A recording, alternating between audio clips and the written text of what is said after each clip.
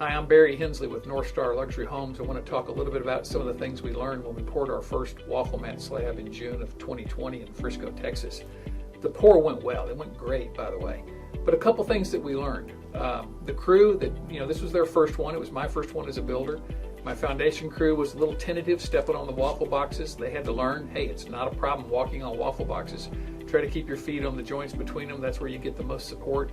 But you can step right on the waffle boxes when you're pouring. And then when you're actually placing the concrete, you want to make sure that your pump is not turned up on high.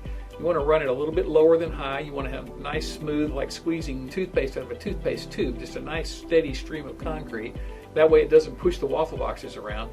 These are hollow boxes. They're very much like void cartons, and so they're hollow underneath. And if you have a blast of concrete coming out of the pump, it's going to push some of the boxes around. You don't want that. So the best thing to do is to put a little bit of concrete, 2 or 3 inches, on top of the boxes. It adds weight to them and holds them in place. Your guys can walk right on top of that. If they do happen to step down in a ditch between the waffle boxes where the beams are going to be, the most they're going to sink in is about 12 inches into the concrete, which again, is not a problem. We did have a few boxes that were hanging over the grade beam around the edge of the foundation. The one that we poured had waffle boxes all throughout the middle, and we had a deep grade beam around the perimeter.